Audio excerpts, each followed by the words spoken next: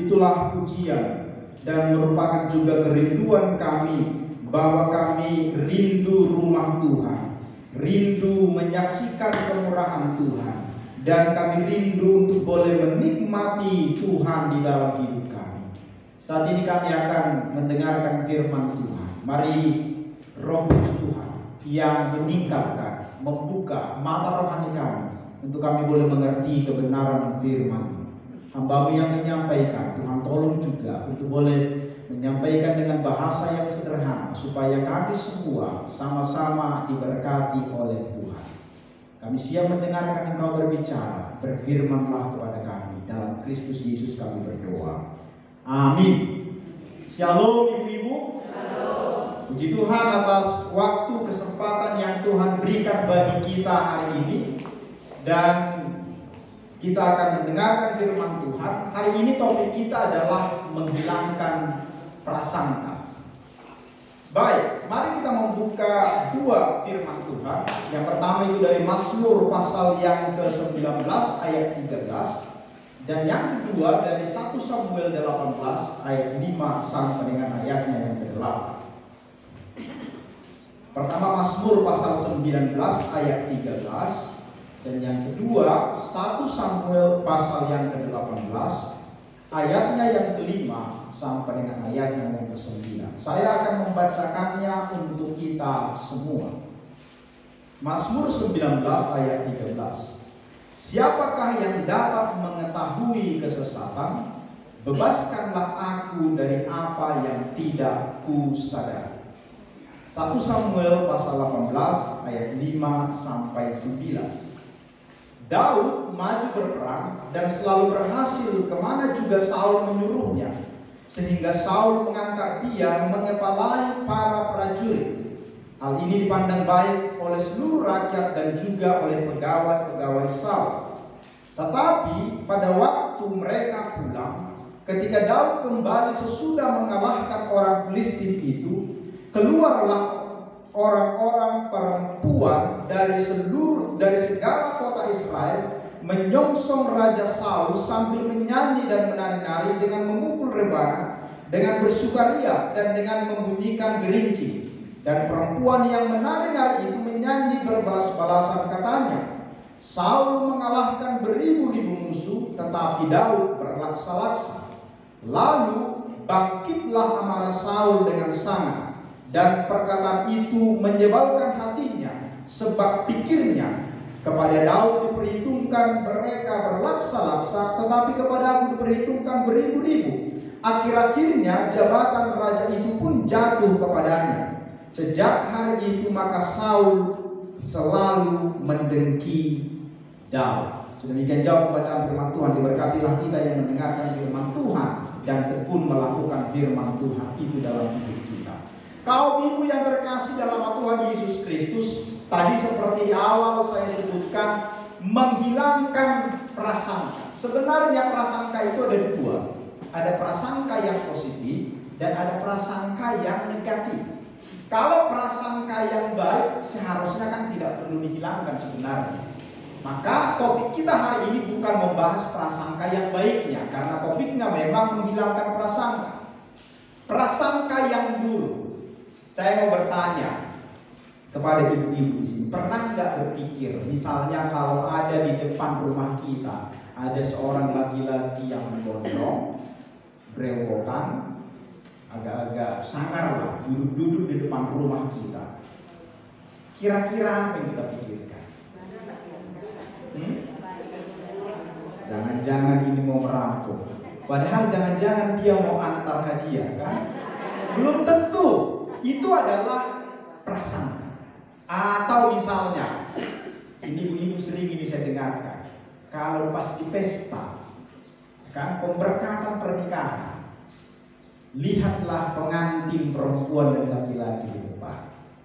Biasanya apa yang muncul dalam pikiran kita? Molosong menambahis calon pengantin perempuan ini agak-agak kurang seret, kita lihat kayak apa yang timbul dalam pikiran kita. Raja Yonnya benar. Lihatlah nanti gak akan bisa nanti datang mertuanya ke rumahnya. Itu prasangka. Karena itu nggak sesuai, belum tentu seperti itu. Bisa saja memang bawaan lahirnya memang sudah seperti itu wajahnya. Jangan selalu bersakwa sangka dengan hal seperti itu. Itulah yang disebut dengan prasangka. Kalau ibu-ibu pernah berpikir begitu, bertobatlah, ya kan? Jangan sampai begitu. Atau ketika kita di tempat pelayanan seperti ini pun misalnya, karena kita melihat berpakaian seseorang, wajahnya seperti ini, maka langsung timbul dalam pemikiran kita suatu pikiran yang disebut dengan pikiran negatif, yang tidak benar terhadap orang tersebut. Padahal kita belum tahu, kita sendiri pun mungkin belum pernah bicara dengan dia, kita tidak tahu seperti apa kehidupannya, tetapi langsung pikiran itu muncul di dalam pikiran kita. Memang kalau kita terlalu percaya pun kepada orang lain, percaya berlebihan, itu juga kurang baik. Karena orang begitu biasanya gampang kena tipu, dibohongi, ya kan? Akhirnya jadi kecewa. Tetapi terlalu gampang curiga juga tidak boleh, karena itu bisa merugikan diri kita. Jadi dua hal, yang berlebihan percaya kepada seseorang atau berlebihan kita curiga, itu juga tidak baik. Dua hal itu bukanlah hal yang baik. Maka hal tersebut yang disebut prasangka. Saya membaca Kamus Bahasa Indonesia, prasangka itu didefinisikan sebagai pendapat atau anggapan yang kurang baik mengenai sesuatu sebelum mengetahui, atau sebelum menyaksikan, atau sebelum menyelidiki sendiri, yang disebut dengan syakwa sangka. Karena sebenarnya semuanya itu hanya berdasarkan asumsi, hanya berdasarkan pemikiran kita saja. Kenyataannya nggak seperti itu.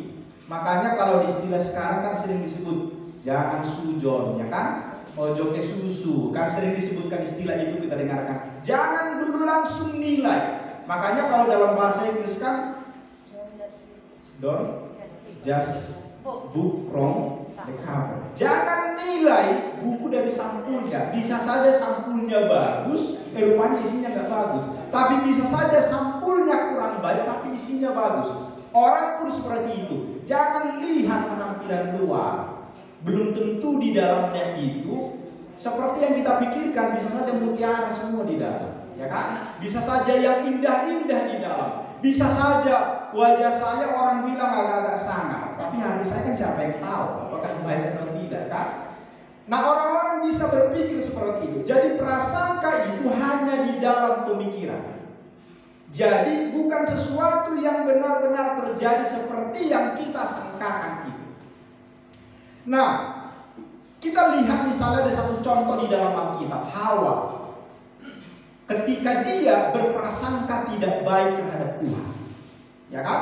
Tuhan bilang begini di pasal yang kedua kitab Kejadian kepada Adam, ketika jangan memakan buah pengetahuan yang baik dan yang jahat. Ketika kau memakannya, pastilah kau mati. Datanglah iblis menggoda, kau nggak mati kalau makan itu, tapi kau akan sama seperti Allah. Langsung timbul dalam pikiran si Hawa sesuatu hal yang kurang baik tentang Allah, sehingga akhirnya dia memakan buah itu. Karena dia berpikir kalau dimakannya itu, jangan-jangan perkataan si iblis ini yang benar, ular ini yang benar. Kalau aku makan, aku akan, mataku terbuka dan aku bisa sama seperti Tuhan. Itu sakya wasangka atau pemikiran atau prasangka yang tidak baik terhadap Tuhan. Jadi bisa dua, bisa prasangka yang tidak baik terhadap sesama, bisa prasangka yang tidak baik terhadap Tuhan. Nah, kenapa orang suka berprasangka tidak baik? Biasanya memang akan ada yang melatar belakangi. Segala sesuatu tindakan kita umumnya dilatar belakangi oleh sesuatu. Ada orang, dia di dalam setiap kesempatan dia selalu berprasangka tidak baik. Kenapa? Pertama adalah karena mungkin pernah dikecewakan, sehingga akhirnya dia sulit percaya. Dia bisa suatu ketika percaya kepada seseorang, tetapi kemudian ditipu dia, dibohongi. Akibatnya semua orang pun dicurigai. Dia tidak mau percaya kepada siapapun. Berprasangka tidak baik. Bisa karena trauma terhadap seseorang, karena mengalami sesuatu hal yang menyakitkan, dikecewakan orang lain, dan akhirnya dia menjadi trauma. Bisa juga karena takut secara berlebihan. Ketakutan yang berlebihan. Pokoknya asal dilihat orang yang sesuatu hal yang kurang cocok dengan hatinya, langsung berpikir pasti penjahat, pasti melakukan sesuatu hal ini. Sehingga semua kalau sudah sore jam 6 rumah ditutup semua. Itu adalah orang yang merasa takut berlebihan atau sering kita sebut dengan overthinking. Pemikirannya terlalu berlebihan, berprasangka yang tidak baik kepada orang-orang di sekitar. Dalam teks yang kita baca hari ini, Daud di dalam Mazmur pasal 19 ayat 13, prasangka itu kalau kita pinjam istilah di dalam Mazmur pasal 19 ayat 13 itu, bebaskanlah aku dari apa yang tidak kusadari. Jadi yang tidak kusadari itu adalah sesuatu hal gak sadar kita, atau tidak tahu kita kenyataan yang sebenarnya, tetapi kita sudah memikirkan yang berbeda dengan itu. Itulah yang disebut prasangka. Dalam kasus Daud dengan Saul atau Saul dengan Daud yang kita baca di dalam 1 Samuel pasal yang ke-18 itu, kisahnya adalah ketika dimulai sejak Daud mengalahkan Goliat. Maka orang-orang selalu mengidolakan Daud.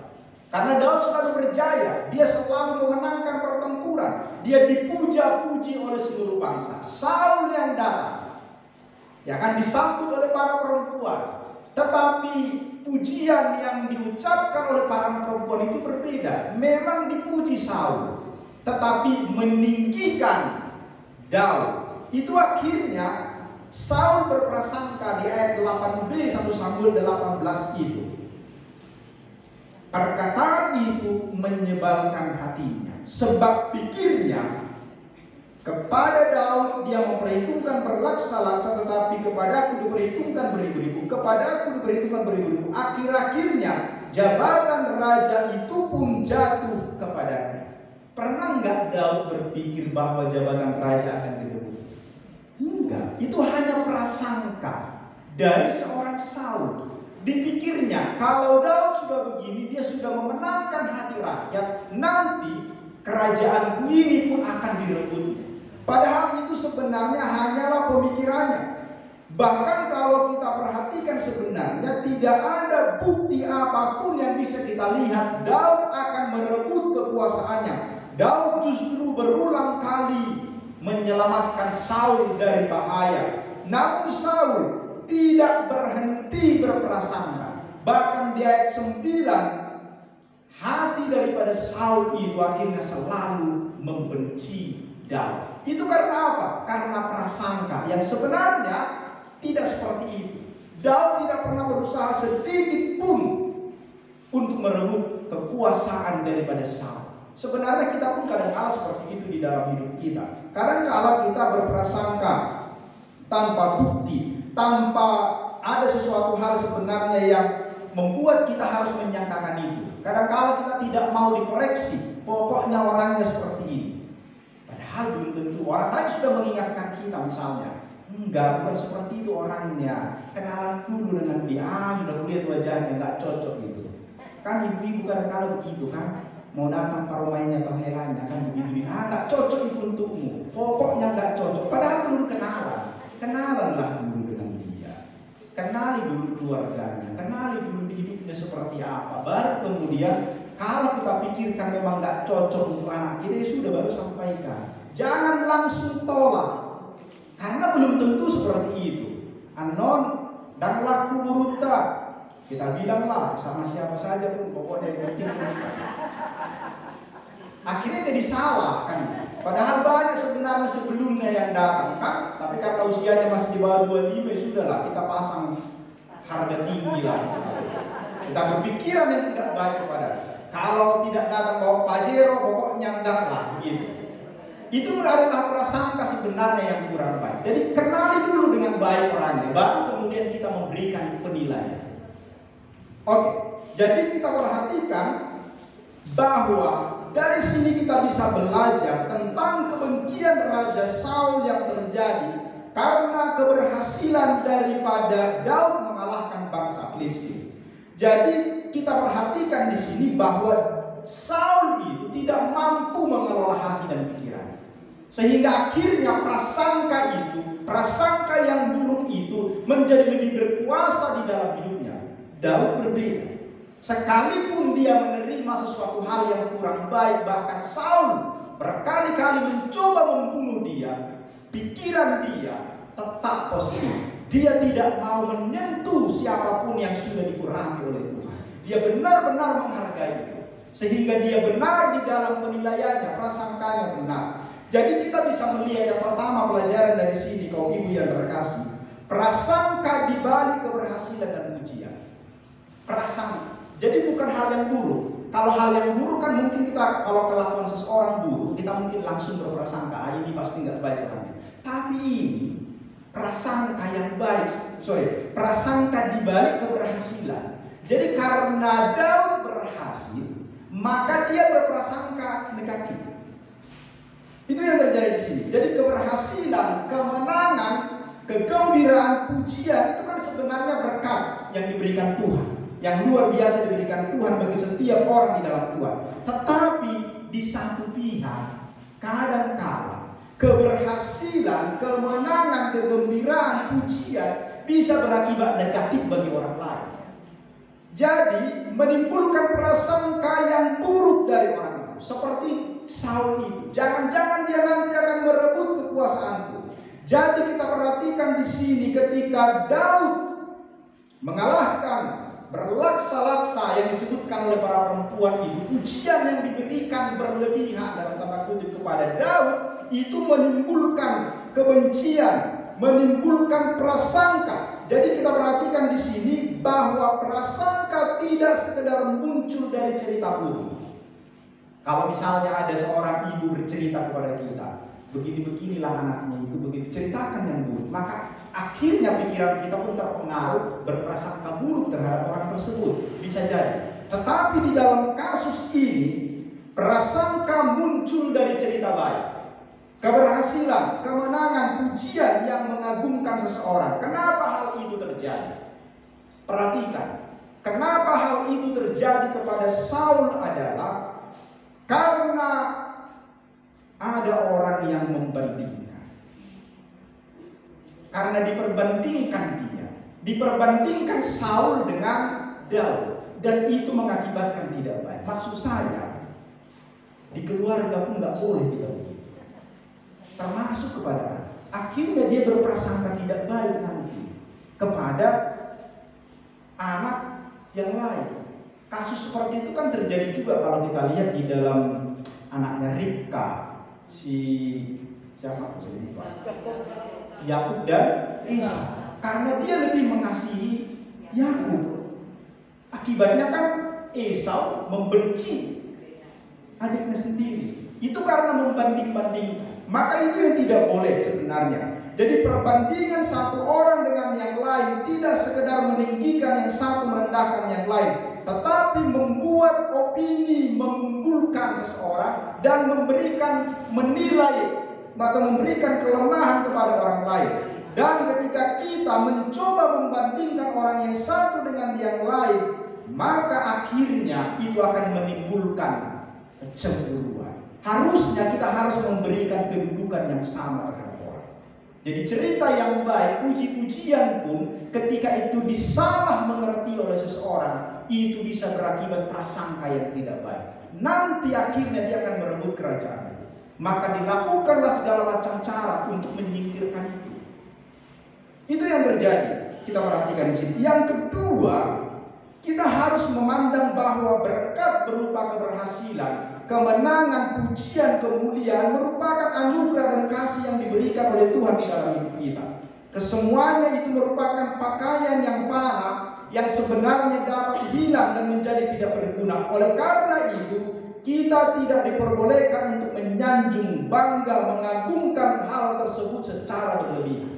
Jangan sampai kita memberikan keagungan, pujian terhadap seseorang melebihi pujian kita kepada Tuhan. Karena itu sesuatu waktu bisa lenyap. Kita harus semakin rendah hati karena semuanya itu adalah anugerah Tuhan dan harus kita kembalikan kemuliaan itu kepada Tuhan.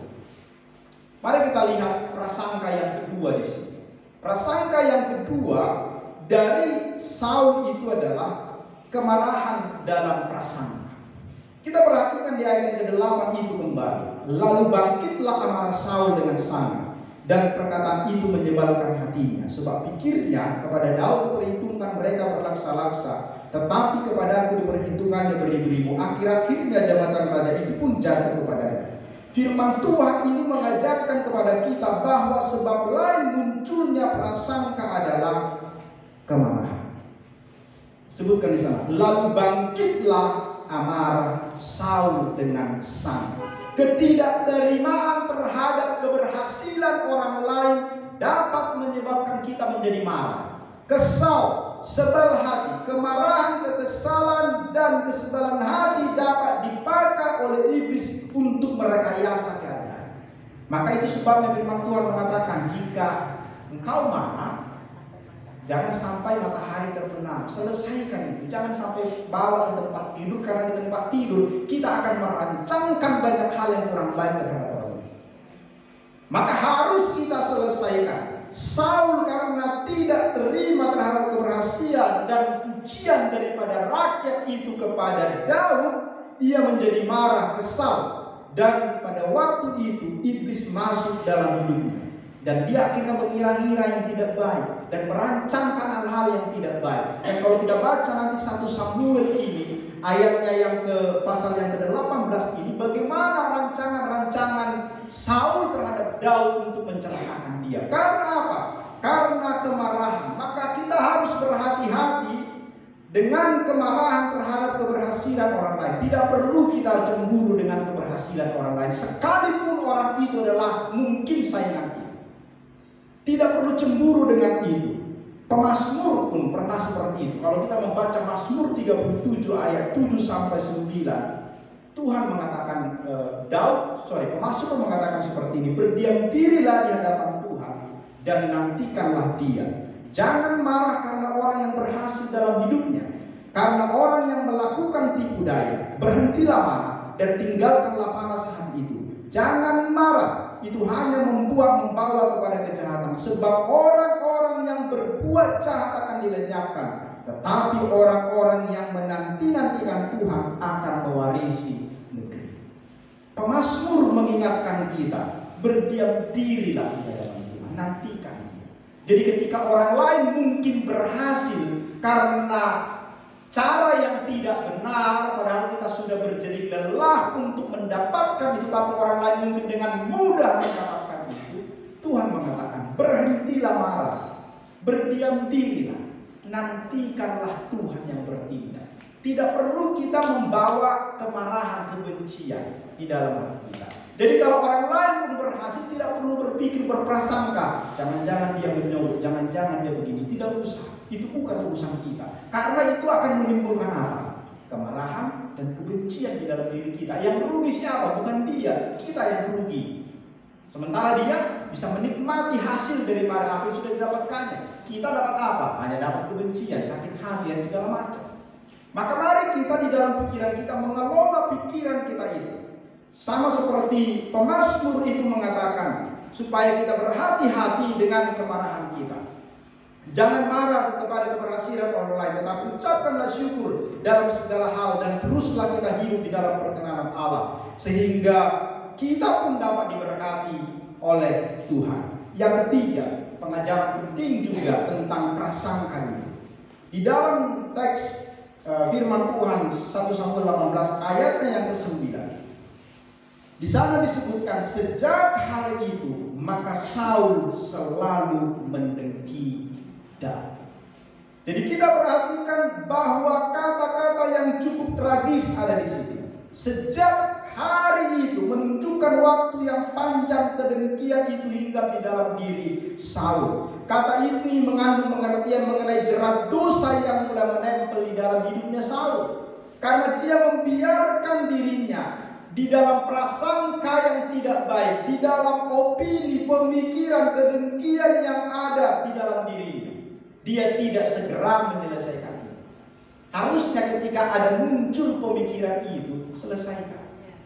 Karena kalau tidak sama seperti Saul ini, sejak hari itu, maka Saul selalu Akhirnya dia tidak bisa lagi menghilangkan prasangka itu. Akibatnya dia merencanakan bahkan melakukan kejahatan-kejahatan untuk menyingkirkan seorang Daud. Hanya karena awalnya kan pujian yang diberikan orang. Awalnya kan itu saja. Karena dipuja-puja si Daud, akhirnya dia jatuh. Dia membiarkan prasangka, jangan-jangan nanti akan direbutnya negeri ini. Padahal kalau dia selesaikan itu pada waktu itu, oh salah pikiranku, saya minta ampun kepada Tuhan. Gak akan ada masalah. Tetapi karena dibiarkannya itu berlarut-larut, maka muncullah ayat 9 ini. Sejak hari itu, maka Saul selalu mendengki Daud. Jadi cara terbaik sesungguhnya untuk menghindar dari jerat dosa prasangka adalah kita harus bertobat, menyelesaikan, stop pikiran-pikiran atau prasangka yang tidak baik itu. Karena apa? Itu akan membawa kita kepada kebencian yang akan terus-menerus. Adakah mungkin kita hari-hari ini seperti itu? Dengan keluarga kita misalnya, karena banyak begitu kan yang Maria, yang saudara-saudara di dalam keluarga kita bakal ini kan, prasangka kita terhadap saudara-saudara kita itu kadang-kala itu merusak. Hilangkan. Bisa saja memang mereka seperti yang kita pikirkan itu, tetapi kalau kita biarkan diri kita, akibatnya kita benci dengan mereka. Kalau sudah benci udah susah. Apalagi kita kan susah kita bersandiwara kan. Pokoknya kalau sudah benci itu langsung wajahnya itu nampak. Beda dengan suku lain misalnya. Suku lain itu masih bisa disembunyikan.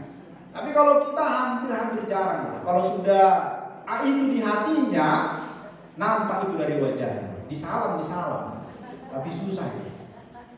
Karena apa? Kebencian. Kalau sudah kebencian tidak diselesaikan, maka bahaya. Kaum ibu yang terkasih, bagaimana caranya supaya prasangka itu dapat diatasi? Pertama memang, mau tidak mau, yang pertama disitulah pertobatan itu. Kemudian menyerahkan itu kepada Tuhan. Serahkan kepada Tuhan. Jangan membiarkan itu terus-menerus. Karena kalau kita biarkan kemudian Tuhan menerangi hati dan pikiran kita, kita bisa mengatasi prasangka-prasangka. Karena kalau itu terjadi misalnya di keluarga, itu bahaya. Kalau itu terjadi di pelayanan, itu juga bahaya. Jadi ketika kita misalnya berprasangka tidak baik terhadap seseorang, sudah sampaikan saja. Saya punya pemikiran begini terhadap Anda. Apakah memang benar seperti itu? Karena kita harus biasa terbuka. Misalnya suami kepada istri atau istri terhadap suami. Jangan sampai kemudian pemikiran itu kita pendam terus sehingga suatu saat meledak, susah diperbaiki.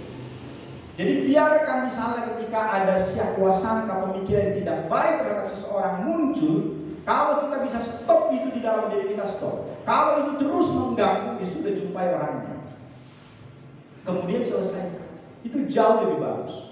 Supaya kemudian kita bisa menyelesaikan itu. Karena kalau kita perhatikan itu, Asaf, pemazmur itu, Mazmur 73, dia pun pernah berpikiran yang tidak baik terhadap Tuhan. Yang tadi yang nats yang kita baca itu. Asaf berprasangka buruk kepada Tuhan sehingga dia menganggap bahwa Tuhan tidak adil. Kenapa Tuhan memperhatikan orang-orang yang berlaku tidak benar di dalam hidupnya? Sementara aku sudah benar di hadapan Tuhan, aku sudah begini, sudah setia kepada Tuhan. Tetapi kenapa Tuhan harus membuat atau melakukan sesuatu yang tidak kusukai di dalam hidupku? Sehingga dia berprasangka tidak baik. Kenapa Tuhan? Sangka itu sering kita tunjukkan juga kepada Tuhan, bukan hanya kepada orang lain. Tapi Asaf bertobat sehingga dia berkata, berdiam dirilah di dalam Tuhan. Dan kalau kita perhatikan nanti Mazmur 73 ayat 21 sampai 28, pemazmur mengatakan, ketika hatiku merasa pahit dan buah pinggangku menusuk-nusuk rasanya, aku dungu dan tidak mengerti seperti hewan aku di dekatmu. Tetapi aku tetap di dekatmu, engkau memegang tangan kananku.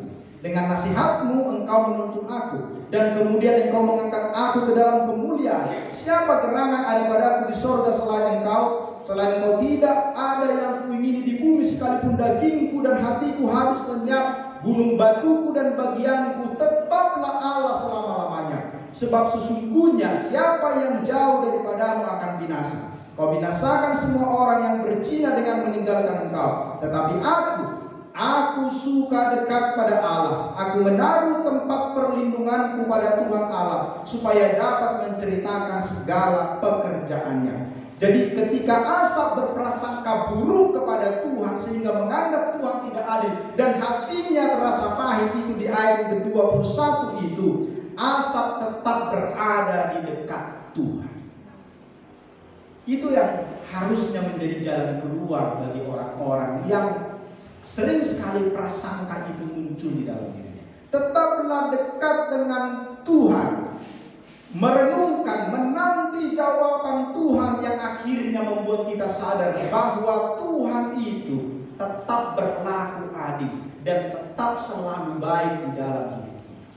Jadi ketika kita mengalami peristiwa-peristiwa yang tidak menyenangkan dan orang lain yang selalu berbuat jahat di dalam hidupnya dalam tanda kutip seperti diberkati oleh Tuhan, jangan akhirnya tidak percaya dengan Tuhan. Jangan berprasangka buruk terhadap Tuhan, tetapi tetaplah dekat dengan Tuhan dan nantikanlah Tuhan akan memberikan jawaban, pertolongan tepat pada waktu. Kadang-kadang memang di dalam hidup ini, saya pribadi mengalami begitu. Saya melayani, saya meninggalkan pekerjaan saya melayani Tuhan. Tetapi kenapa hidupku begini-begini saja? Misalnya, kalau bandingkan dengan orang lain, kan kenapa bisa kaya, kenapa bisa begini? Sementara saya, bukan saya secara pribadi, sampai hari ini saya tetap diberkati Tuhan. Saya nggak pernah meminta-minta walaupun pas-pasan hidup saya. Tetapi saya merasakan tetap Tuhan memberkati hidup saya. Tetapi kadang-kadang kan muncul, saya misalnya ada satu penyakit di dalam tubuh saya ini sering sekali mengganggu. Kenapa Tuhan harus memberikan ini? Supaya saya bebas melayani. Saya nggak bisa jauh berkendara, pasti akan terganggu pinggang saya.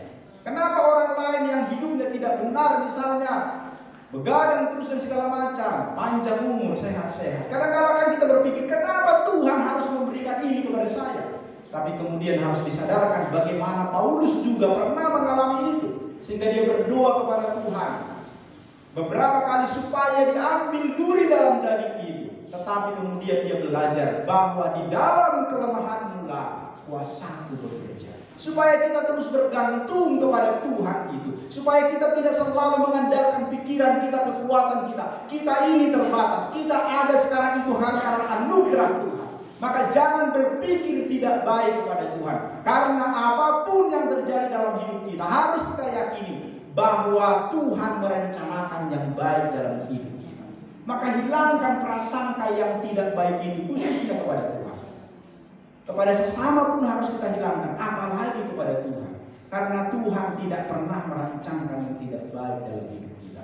Kita kadang-kala yang sulit mengerti maksud Tuhan. Itu sebenarnya.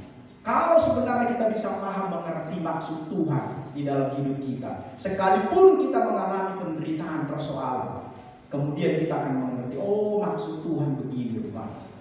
Tapi kadang-kala kita harus mengalami kepahitan itu dulu, baru kita mengerti maksud Tuhan. Sebenarnya bisa saja langsung kita mencapai apa yang Tuhan inginkan, tapi harus diproses kita.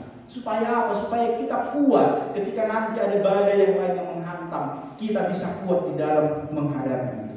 Maka kita diajak untuk berhenti dan merenungkan sejenak apa yang terjadi dalam hidup kita, sehingga akhirnya kita tidak terjebak di dalam sebuah prasangka yang hanya akan membuat kita susah, gelisah, sakit hati dan segala macam. Kita berhenti untuk merenungkan sejenak apa maksud Tuhan di dalam hidup kita, sehingga pemikiran kita terhadap Tuhan pun tidak menjadi sesuatu hal yang buruk. Jadi meminjam istilah daripada pemazmur di Mazmur 19 ayat 13 yang kita baca pertama kali tadi.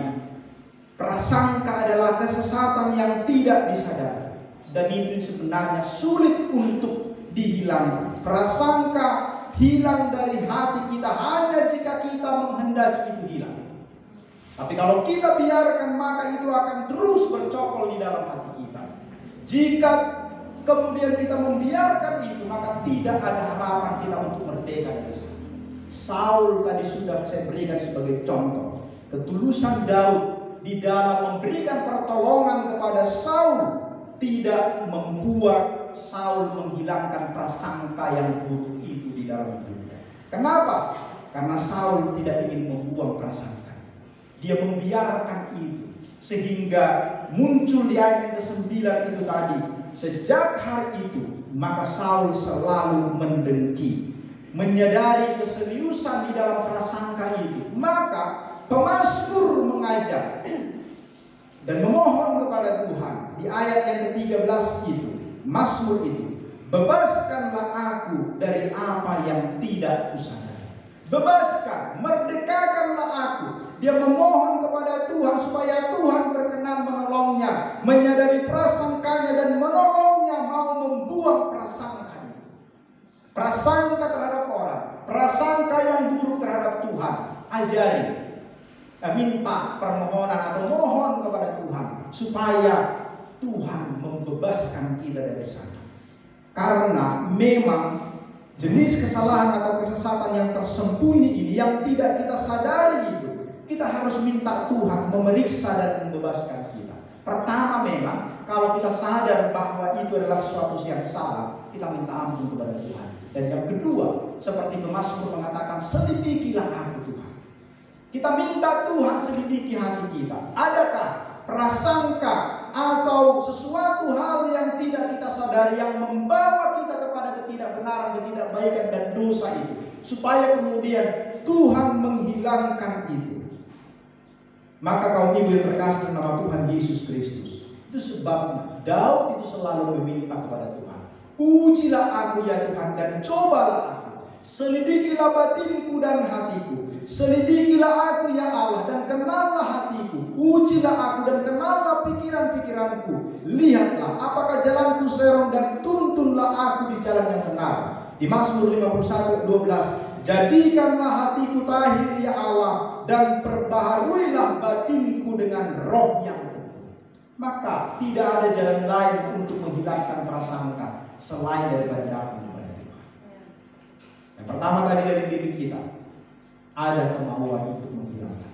Yang kedua, kalau kita sudah tahu ya itu prasangka yang tidak baik, berarti kan kita sendiri selesaikan. Yang kedua, prasangka yang tidak kita ketahui ini, kesalahan atau kesesatan yang tidak kita sadari itu tadi, gak sadar kita dengan itu, datanglah kepada Tuhan supaya Tuhan selidiki, membongkar hati pikiran kita. Apakah pikiran kita itu benar? Apakah hal yang kita pikirkan tentang Tuhan, tentang sesama kita yang tidak benar itu, supaya kemudian Tuhan menolong kita untuk menyelesaikan itu. Karena itu, mari kita di dalam hidup kita ini, kalau mungkin hari-hari ini ada pemikiran kita terhadap sesama kita, keluarga kita yang tidak benar, selesaikan.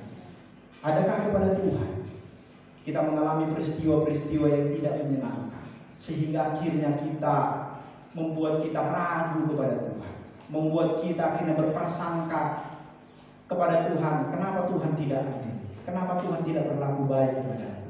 Hari ini mari kita hilangkan, mari kita datang kepada Tuhan dan kita minta Tuhan menyelidiki hati dan pikiran kita, menolong kita untuk dibebaskan dari prasangka-prasangka yang tidak baik.